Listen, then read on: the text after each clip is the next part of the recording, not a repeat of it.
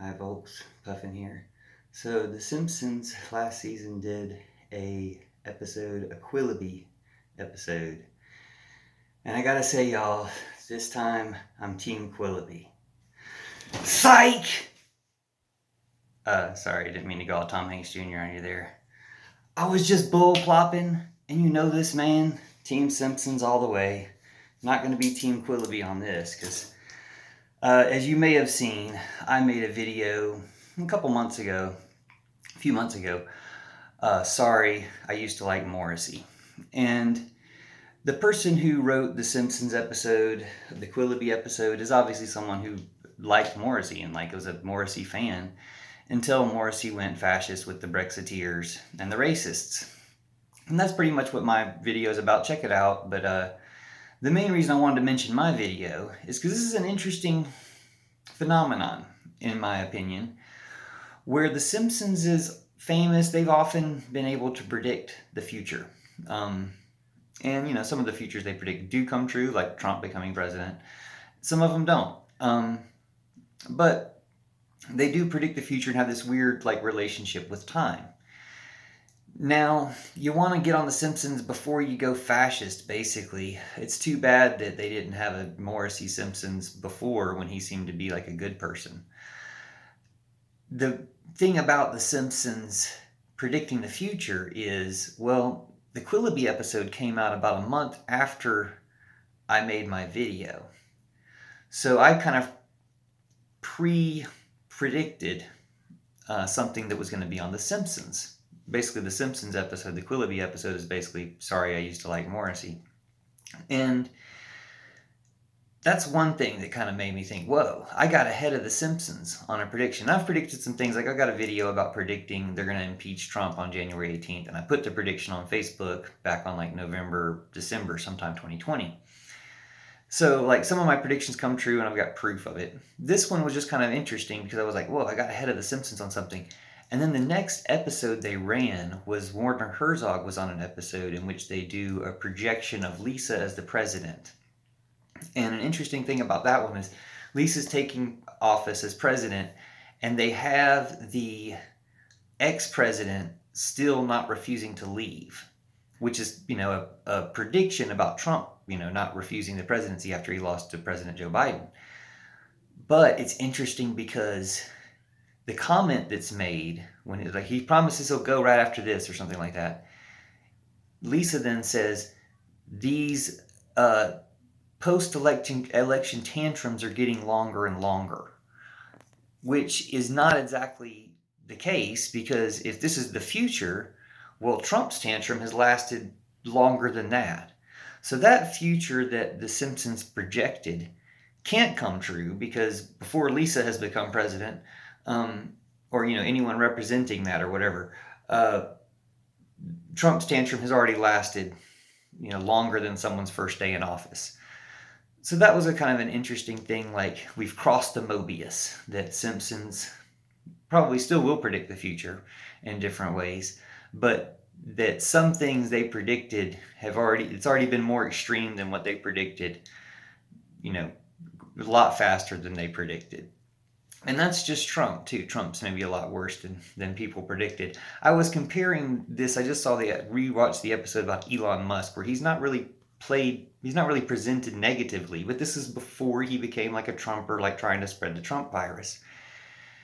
And, it's pretty sympathetic to him, although you could also see kind of these clues or suggestions, he's teaming up with billionaire Monty Burns. He's selling them the Hyperloop, which is for The Simpsons kind of like Monorail 2, which kind of makes him like a con man. Not that Elon Musk hasn't done some good things. I think his battery thing caught fire in Australia. Not that he hasn't done some good things, because I'm sure he has. But when you do bad things, or when you join Team Bad Guy, Morrissey's done great things. But he joined Team Bad Guy. He went with the fascists and the racists and the Brexiteers. So, you have to hold him accountable for that, which I appreciate The Simpsons doing. But The Simpsons also did something else interesting. They did something kind of maybe self-critical in a way. It was interesting how in the riot, spoiler alert, at the end of the... Spoiler alert, if you don't know this yet, you haven't been watching The Simpsons enough. So catch up with The Simpsons, y'all. It's a great show. Best show ever. Still is. In the riot ensuing after they realize how terrible Morrissey has become and their illusions are shattered, uh, they're tearing up the amusement park. And then, as they're tearing up the amusement park, they're chanting misplaced anger, misplaced anger, which I think is very interesting. They'll throw Cara Dune out there, or they'll throw some other people out there as like punching bags for people to say, we can't stand this person who said this or did this. But the real criminals like Trump and Putin and Zuckerberg and people who are like making the virus go around and stuff like that are still walking around free. I guess I heard today Abbott got the Trump virus. But you remember when Trump got the Trump virus and you were not allowed to wish that he wouldn't survive it? Like online social media would kick you off, ban you, and censor you and stuff if you wished that Trump would not survive the Trump virus. So you weren't allowed to say that. Like free speech was curtailed for this guy at a particular point in American history. And I think we should keep that in mind, that it just seeps into stuff. So we've got to root it out. It seeped into Morrissey. Like I really love Morrissey's music and love so much about him. Like I really love the episode because it's so Morrissey positive, or say, I don't know, it's so true to Morrissey, I guess, in so many ways, to me. And then I hear that Morrissey has objected to it by the next day. And it's like, dude, Morrissey, like, come on, dude. Like, if you object to it, like, object to it being racist. Don't object to I'm not really that fat or something like that. You've got to object to saying, I'm not really racist or something, or else it seems like you are that racist because they portrayed you that way. And well, that's not why you are, but I mean, you are as racist as they portrayed you if you don't object to that. And I haven't heard it straight from Morrissey. I don't know what his objections is. I don't know how racist he's become or was all along. If he'd hidden it or I was blind to it. But to become a Brexiteer, to join the racists is what is kind of a confirmation of it. It's a great song in it where he's like. Everyone is horrid except me and possibly you. And Lisa's possibly me. So I love Lisa. Like she's my spirit animal. Like I love everything she does. But and I was rewatching the Elon Musk. She's like, whoa, she's got way too much reverence for Elon Musk. But I've seen what he's done since then. So it's kind of like that. It's like. And there is this underlying message about being too snarky or being too judgmental, even if you do feel like an intellectual superior to all these people, which probably most people are intellectual superiors to lots of people that they encounter or lots of people that are presented to them and stuff. It's not, judgment is not the way to go on that. Humor, creativity, some way to parables, any way to reach different audiences at different levels. That's really the way to go on that. Try to connect and make friends, Lisa's imaginary friend Quilloughby. I mean, there's something so true about so much of what they said for Morrissey fans, I guess. Speaking as a Morrissey fan, or like I can still say I like his music. I can say I'm an ex-Morrissey fan or a fan of the Smiths or something like that. A fan of some old Morrissey music, but there's something very true about the way they depicted stuff.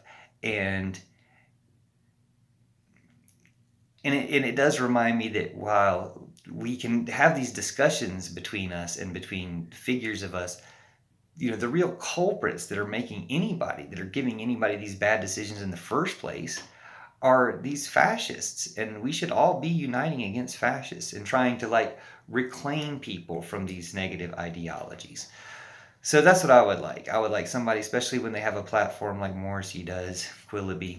I would like Quilloughby to take it as an honor to be presented in some way as being really intelligent in things, and try to get another Simpsons made about you. Again, I think they should probably make another one about Elon Musk to show what he became. But I don't know, man. It's given it's like, are you giving him more credit? Like he's not going away anyway. So anyway, it seems like.